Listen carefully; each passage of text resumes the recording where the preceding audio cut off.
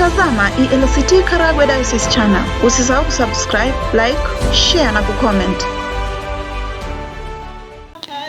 Fuatiliaji na mtazamaji wa channel yetu ya ELCT Karagwe Diocese, hali gani popote pale ulipo. Ninakusalimu kwa jina la Bwana na Mwokozi wetu Yesu Kristo. Bwana asifiwe. Haleluya.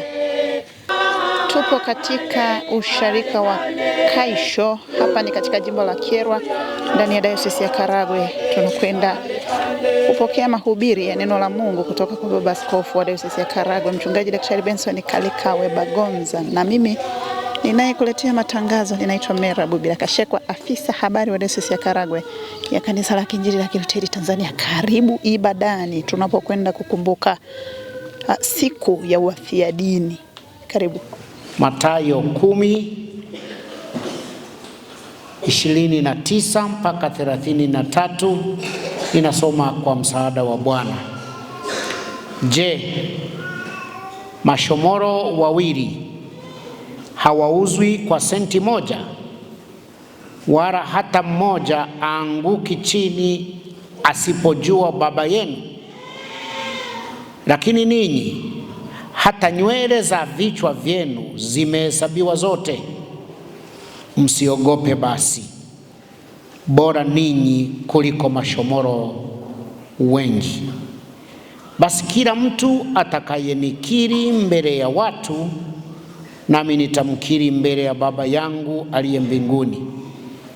Bali mtu yeyote atakayenikana mbele ya watu, nami nitamkana mbele za Baba yangu aliye mbinguni. Tuombe. Baba yetu wa mbinguni, tunatamani tukukiri katika ulimwengu huu, ili wewe uweze kutukiri mbele ya Baba yako. Tujalie kwa Roho wako Mtakatifu tutafakari neno hili, utupe ujasiri unaotosha kulifahamu na kulitendea kazi. Tazama watu wako hawa walioingia hekaluni asubuhi hii ya leo, wanahitaji kuijua kweli inayoweza kuwaweka huru katika maisha yao. Basi wasaidie kwa neema yako, wasikie sauti yako katika neno hili, kwa Yesu Kristo Bwana wetu. Amina. Tuketi. Bwana Yesu asifiwe. Wapendwa katika Bwana, neema na iwe kwenu na amani tokayo kwa Mungu Baba na kwa Bwana wetu Yesu Kristo. Amina.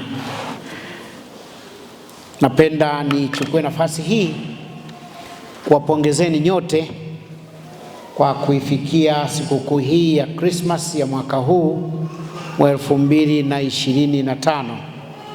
Hongereni sana kwa kuchaguliwa na kuteuliwa, hatimaye mkaweza kuiona.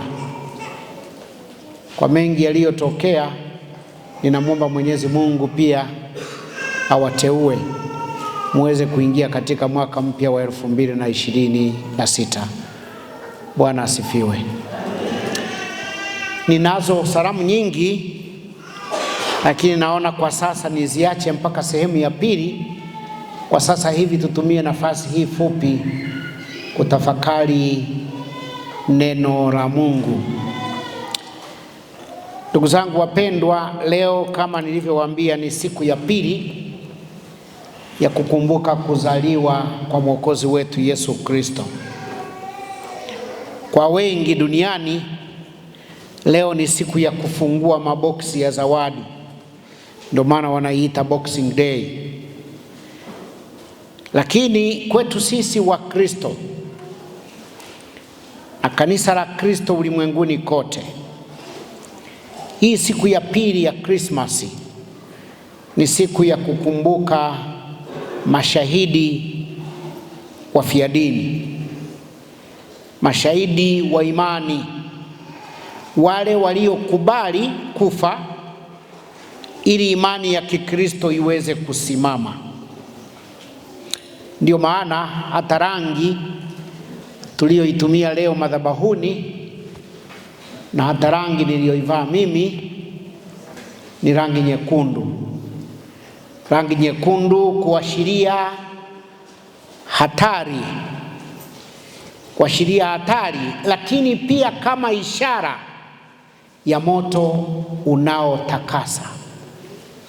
Kuna vitu ukivipitisha katika moto vinateketea na kupotea, sawa sawa, lakini pia moto ule ule ni kipimo kizuri cha uimara wa kitu, kwamba kitu kikipitishwa katika moto, kile kinachobaki baada ya moto kuisha, kile kinachobaki kinakuwa ni imara zaidi, sawa sawa. Kwa hiyo hata imani yetu inapopita katika mateso, katika misukosuko mbalimbali ya kimaisha, na bado ikaweza kusimama, inakuwa imara. Kwa hiyo moto ni chombo kizuri cha kutakasa, cha kuimarisha vitu vilivyo muhimu katika maisha yetu. Hali kadhalika, hata kama sio vizuri kusema, lakini lazima niseme, imani iliyopita katika misukosuko na mateso na ikaweza kusimama, ndiyo imani iliyothabiti. Ndiyo imani iliyothabiti.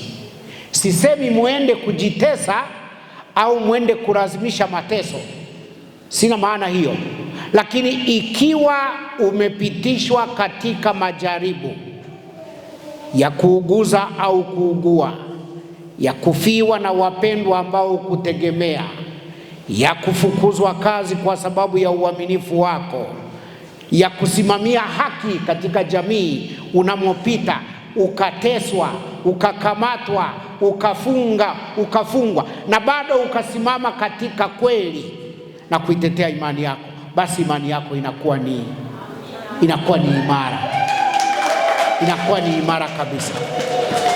Kuna baadhi ya watu wanapenda sana kutushuhudia walivyookoka, walivyo na imani, lakini ukiwatazama ukasema huyu hata ukimchovya, ukimchoma kwa ncha ya sindano, hapo hapo anamkana Kristo. Ninawafahamu. Au ambao unaweza ukamwona anakemea let's say rushwa, lakini ukimwangalia unasema huyu naye hajapata, akizipata atazipokea huyu. Si wapo ana mdomo wa kusema mambo, lakini na yeye akipelekewa mzigo anafanya nini? Ataupokea. Sasa hapa katika habari ya mashahidi wafia dini, ni wale waliosimama katika imani yao, wakateswa na bado wakabaki katika imani. Hebu tuchukulie kwa mfano mashahidi wafia dini jirani zetu hapa Uganda. Tukuchukue wewe unaimba kwaya, tukuchukue wewe ni mzee wa usharika hapa, uitwe mbele ya baraza la maliwali la watawala wa serikali, anaitwa askari, anakuuliza wewe ni Mkristo, unasema ndio, wanakata kidole, wanakuuliza tena wewe ni Mkristo, ukisema ndio wanakata mkono, wanakuuliza tena wewe ni Mkristo, unasema ndio, wanakata sikio, wanakuuliza wewe bado ni Mkristo, unasema ndio, wanachomoa jicho lote mpaka unakufa. Hiyo ndio imani. Lakini sio wanakata sikio unasema le kamba azemba gambire nu kamba gambire, mimi mambo ya Yesu hapana. Yaani wanakata kasikio tu, unasema subiri niwaambie. Hapana, unajua siku ile tulikuwa wengi, mimi sikusema Yesu ni Bwana, au wengine ndio waliosema mimi Yesu simjui, wala mambo yangu na Yesu mimi ni mbali. Anasema haya, toka nenda uende, umepona. Hapo umepona kweli? Kwa hiyo siku hii ya pili ndiyo siku inayolikumbusha kanisa mashahidi wafia dini. Mashahidi wafia dini, wale waliokubali kusimama na kuitetea imani ya Kikristo katikati ya upinzani mwingi, wale waliokubali kusimamia haki na kweli. Bila shaka mnajua kwamba haya mambo mawili, haki na ukweli, mambo haya mawili siku hizi ni magumu sana kuyasimamia katika jamii yetu ya Kitanzania. Magumu sana. Siku hii ya kukumbuka mashahidi wafiadini ilianza kuadhimishwa katika kanisa la kwanza la mitume na baadaye mitume kuondoka, kufuatia vifo vya watoto maelfu wa kiume waliouawa na mfalme Herode aliyekuwa anatafuta kumuua mtoto Yesu. Alisikia habari, naomba msikilize. Mfalme Herode alisikia habari kwamba kuna mtoto wa kiume amezaliwa. Jana tumeimba, tumepewa mtoto mwanamume na uweza wa kifalme utakuwa begani mwake. Sasa mfalme Herode alisikia kuna mtoto wa kiume amezaliwa. Wanasema ndiye nani? Mfalme. Sasa huyu ni mfalme, anasikia kuna mfalme mwingine amefanya nini? Amezaliwa. Mwaka uliopita tulikuwa na uchaguzi tulikuwa na uchaguzi mkuu. Kuna wakati mahali fulani nilisikia kuna kijana alikuwa anatania kijiweni, akatangaza kwamba mimi safari hii natia nia nagombea. Aisai kuchukua wiki akatekwa. Akatumiwa watu wa kumteka kwa sababu yule aliyekuwa madarakani hataki kusikia mtu mwingine anatia nini? Anatia nia. Sasa Herode ni mfalme, yuko kitini, anasikia habari kwamba kuna kitoto cha kiume kimezaliwa, watu wanashangilia, wanasema ni kifalme cha amani, wanasema ufalme utakuwa begani mwaka. Akasema siwezi kukubali. Akaagiza watoto wote wa kiume walio chini ya miaka 2 wakamatwe na kuuawa. Kwa kufanya hivyo anajua na cha Yesu kitakuwemo. Yaani akaweka upana, akasema watoto wote wa kiume walio chini ya miaka mingapi? 2, wote wakamatwe na kuuawa. Wakauawa. Akajua na Yesu yumo humo. Kumbe mama yake Mariamu pamoja na Yusufu mmewe walikuwa tayari wamemtorosha mtoto, wameelekea huko Misri. Mtoto akapona. Sasa kwa kumbukumbu ya vifo vya watoto hawa wasiokuwa na hatia waliouawa, kanisa likaanzisha kumbukumbu ya mashahidi wafiadini, na tendo hili kanisa likaamua siku ya pili ya Noeli iwe siku ya mashahidi wafiadini. Siku hii ilikuja baadaye kidogo kupata umaarufu baada ya kifo cha Stefano mfiadini wa kwanza. Umesikia katika sala ya siku mchungaji ameomba akimkumbuka Stefano mfiadini wa kwanza. Kwa hiyo kanisa la Kristo mnaloliona hivi sasa, hili ambamo mmekaa ndani yake, halikujengwa juu ya sherehe, halikujengwa juu ya raha, bali limejengwa juu ya damu na jasho la wafiadini. Wakati tunakunywa chai hapo, unajua kila nikija Kaisho nakumbuka mambo mengi. Wakati tunakunywa chai nikakumbuka kwamba hii ardhi tulikojenga shule ya imani, mimi wakati nafika hapa mwezi Januari 93 ilikuwa imeshachukuliwa. Kesi ilianzia mahakama ya mwanzo, ikaenda ya wilaya, ikaenda ya mkoa, ikaenda mpaka mahakama kuu ya kanda Mwanza. Ardhi imechukuliwa na mtu mmoja alikuwa anaitwa Mzee Kaizi. Mnakumbuka wale mlio wazee? Na wachungaji waliokuwa wanakuja wakaacha, wakasema ardhi acha ifanye nini? Lakini akatokea mtu mmoja mpenda kweli na haki na ni mkorofi, mzee nani? Mzee Mose. Akaamua kufa nayo hiyo kesi kwa gharama zake. Wachungaji wakawa na mnyima nauli. Yeye anatoa zake mfukoni, anafanya nini? Anaenda kuendesha kesi kule Mwanza. Wakati mimi nimekuja ni mgeni hapa, nikajaribu mara 2 kuweka kitunga hapo siku ya Jumapili ili watu wamchangie nauli. Baadhi ya watu wakasema ezuko wa Mose chei. Wengine wakaweka kilichopatikana tukampatia Mzee Mose. Akaenda kesi akaishinda. Ardhi yetu ikarudi. Si ndivyo tumejenga shule? Sasa wewe unayesema Bwana asifiwe lakini utende haki, na Mose ambaye hasemi Bwana asifiwe lakini alitenda haki, nani zaidi?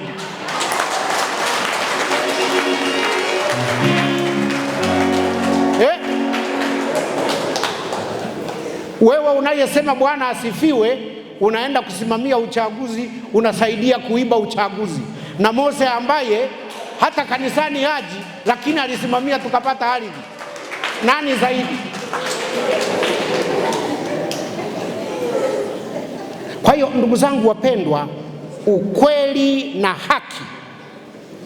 na haki ni alama za wafia dini wa kweli katika imani. Sasa kanisa tunaloliabudu ndani yake halikujengwa kwa utajirisho. Siku hizi kuna hii injili ya utajirisho, injili ya kupanda mbegu. Kanisa halikujengwa katika kufungua champagne, halikujengwa katika kukata keki, kukata utepe wa kuzindua miradi mbalimbali ya kanisa. Hilo sio kanisa. Kanisa la kweli limejengwa juu ya mafuvu ya watu waliouawa wakitetea imani. Imejengwa juu ya makovu ya mijeredi, ya mikuki, ya mapanga, ya vitanzi, ya visu na risasi zilizowaua wafia dini waliokuwa wakitetea imani. Wale wanaotenda hayo siku hizi, mkimwona mtu anayelitesa kanisa, hana jipya, anarudia yaliyokwisha fanya nini? Yaliyokwisha fanyika. Ukiona mtu anakwenda kimbelembele kulitesa kanisa, mara kulinyang'anya ardhi, mara sijui kulinyima kibali gani, hana jipya, analiimarisha zaidi kwa kufanya hivi. Kanisa linaimarika zaidi wakati wa mateso. Mimi sisemi walitese, lakini wajue wanaolitesa kanisa wanaliimarisha zaidi, na ndivyo ilivyokuwa tangu huko mwanzo. Labda niwakumbushe tu, kati ya mitume 12 wa Bwana Yesu, si mnawafahamu? Mnaweza mkawataja mmoja baada ya mmoja. Walio wengi mnamkumbuka Yuda Iskarioti tu peke yake. Mitume 12, kati ya hao 12, 11 walikufa kwa kuuawa. Ni mmoja tu aliyekufa kwa uzee, Yohana. Lakini waliobaki wote walikufa kwa kufanya nini? Kwa kuuawa. Petro alinyongwa, kichwa chini, miguu ikiwa juu. Aligoma akasema, siwezi kunyongwa kichwa kikiwa juu nikafananishwa na Bwana Yesu. Akasema Bwana Yesu alinyongwa, aliuawa kichwa kiwa juu. Mimi naomba, kwa sababu mimi ni mdogo kuliko Yesu, mniue lakini kichwa changu kiwe kinatazama wapi? Chini. Walichomwa mikuki, wengine walirushwa kwenye tundu la simba wakaliwa na dubu, na kadhalika na kadhalika. Wafarume Herode na mfarume Nero katika historia ya kanisa hawajulikani kwa mema walioyafanya. Herode na Nero hawajulikani kwa majengo waliojenga, hawajulikani kwa barabara za pale Rumi walizojenga. Wanajulikana kwa kulitesa kanisa na kuwaua mitume. Hebu fikiria, wewe umepata nafasi ya kutuongoza, sijui kwenye kata, sijui kwenye kijiji. Miaka 50 baadaye tunakukumbuka kwa kuuza ardhi yetu, kwa kufunga watu wengi kijijini, badala ya kukukumbuka kwa kutujengea barabara, kwa kutujengea shule na kadhalika. Sasa ndivyo ilivyo. Mfarume Herode, mfarume Nero wanakumbuka kwa kuwaua mitume wa Bwana Yesu. Ndiyo historia iliyoandikwa juu yao. Mwezi Januari mwaka 93 nilifika hapa Kaisho kuanza kazi. Ilipofika hapa mtaani hapakuwa na uongozi wa mtaa. Chaguzi zilizofanyika huko nyuma hazikuwa zimekubaliwa na washarika. Kwa hiyo kukawa na wazee wa kujitolea, wahudumu wa kujitolea. Ukweli, haki na uwazi vilikosekana ndani ya kanisa hapa Kaisho wakati ule. Sasa tulipoitisha uchaguzi mpya, watu walikuwa hawataki kusikia. Kulikuwa na maneno mengi. Tulilazimika kutengeneza boksi la mbao na kuliwekea kufuli 2, nakumbuka vizuri. Funguo tulizigawa kwa watu 3. Mimi nilibaki na ufunguo mmoja. Mwingine sio alikuwa ni Brighton, tukampatia ufunguo wa pili. Watu wakapiga kura, wakaziweka kwenye sanduku. Tukaja kuzihesabu Jumapili iliyopita, lakini kuna kufuli na hakuna anayeweza kufungua mpaka waite wenzake. Yaani tulikuwa tuaminiani. Kwa hiyo Jumapili iliyofuata wakaja, kila mtu na funguo wake, wakafungua, tukahesabu kura, ndipo tukamchagua mzee Daudi Karugendo wakati huo kuwa mzee wa mtaa. Lakini uaminifu ulikuwa umekosekana mpaka tunawekeshana funguo. Kwa nini nawakumbusha jambo hili? Kwa sababu hata ndani ya kanisa mambo sio shwari. Usituone tuna kidomodomo cha kuisema serikali, lakini hata ndani ya kanisa mambo sio nini? Sio shwari. Sio shwari. Nalikumbuka hili tukio kuwakumbusha kuwa hata ndani ya kanisa haki na ukweli vinaweza kutoweka. Vinaweza kutoweka. Kwa hiyo siku hii inatukumbusha kuwa akina Herode wanaweza kuwaua wasema kweli, lakini hawawezi kuua ukweli wenyewe. Hata ndani ya kanisa tunao akina Herode wetu tunaowachagua wenyewe. Wanaweza kulifanya kanisa likageuka kuwa pango la wanyang'anyi. Ndio maana Bwana Yesu katika tendo la pili wakati wa Juma Takatifu alikwenda kulitakasa kanisa, hekalu, kwa sababu ndani ya hekalu yako mambo ambayo hayampendezi Mungu. Yako mambo ambayo hayampendezi Mungu.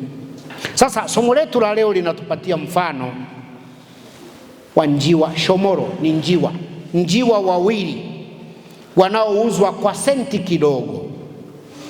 Na Bwana Yesu kupitia Mathayo anatueleza kwamba Mungu anawajua hao njiwa. Anajua na idadi ya nywele zetu zilizo kichwani. Nyinyi akina mama mnao kwenda saruni, umeshapata mtu yeyote wa saruni anayekwambia idadi ya nywele zako? Wewe mwenyewe unajua idadi ya nywele zako, lakini Mungu aliyekuumba anafanya nini? Anazijua. Anajua.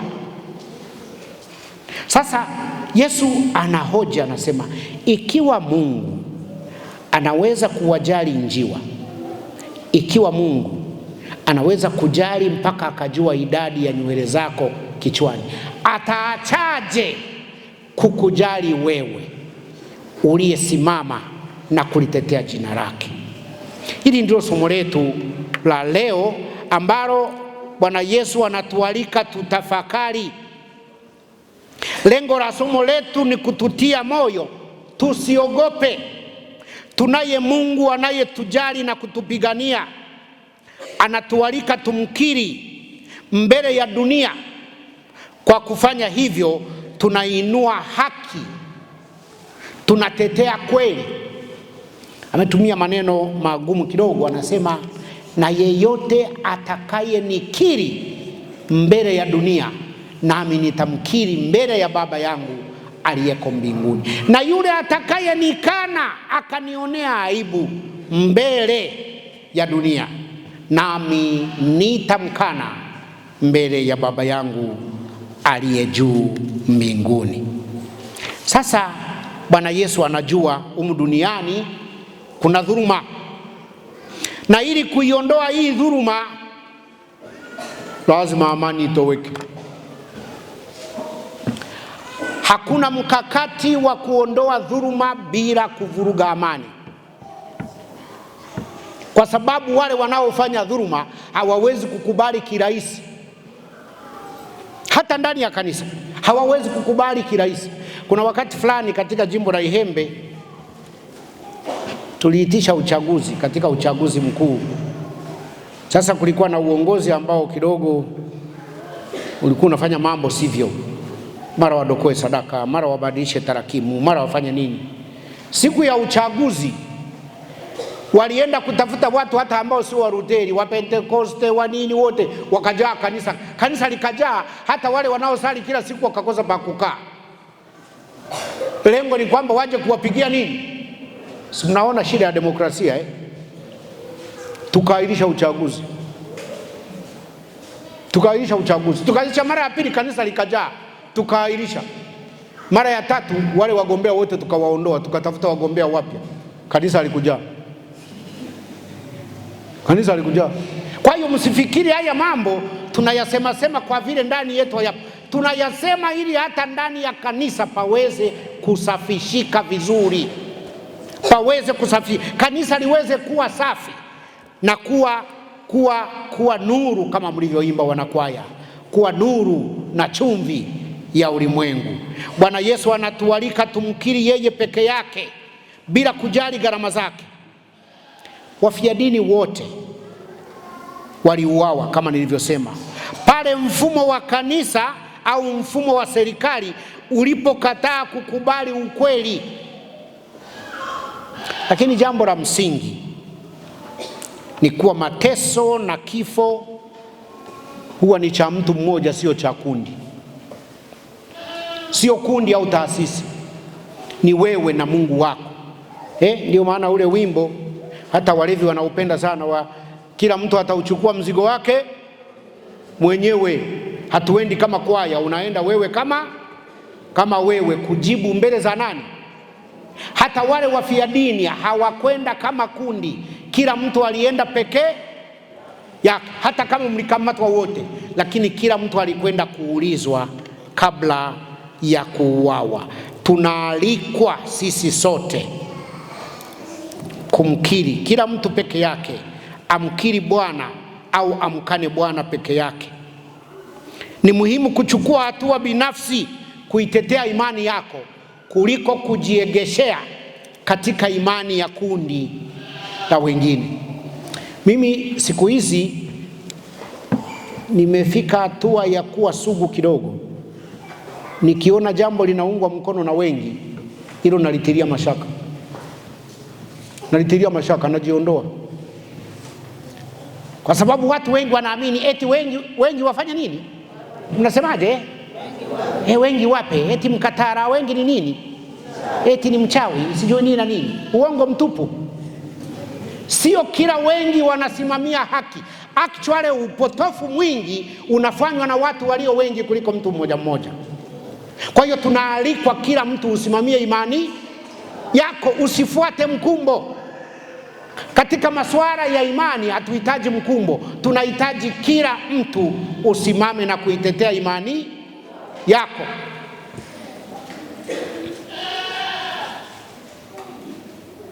Hata nilipokuwa shuleni, nimemwona Georgina hapa. Georgina yupo hapo? Au sio yeye aliyekuwa anaingia? Nilipokuwa shuleni, kuna wakati nilifukuzwa shule nikiwa darasa la 6. Nilifukuzwa shuleni nikakaa kijijini mwaka mzima, darasa la 6, kwa sababu ya mgomo uliotokea shuleni kwetu.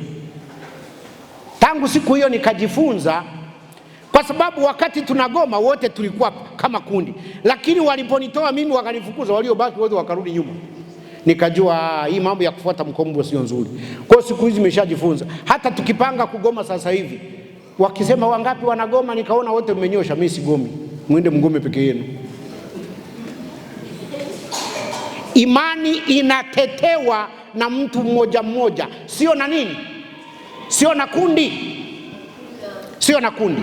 Kwa hiyo tujibidishe ndugu zangu katika masuala ya imani, tusifuate mkumbo. Tusifuate mkumbo, kwa sababu umeona wote wanapanda haisi kwenda sijui kununua udongo, sijui kununua nini, na hiyo watahamomo unaenda kununua udongo. Unauleta, umekusaidia? Si ni waona wote hapa mlikuwa Kayanga siku ile. Udongo umewasaidia nini? Mbona kama bado mko vile vile kabla ya udongo? Tena si ajabu ambao hawakwenda wako vizuri zaidi kuliko wale waliokwenda. Kahera kako ambako ungenunua aspirini ukatuliza kichwa kinachokuuma, ukaenda ukanunua udongo na kachupa ka maji. Simamia imani yako, usifuate imani ya mkumbo. Mkumbo haujawahi kuwa na imani. Basi ndugu zangu wapendwa, ninapohitimisha tafakuri ya neno hili, nirudie tena kusema, ukimkiri Kristo atakukiri mbele ya Baba yake, na hili ndilo neno la Mungu.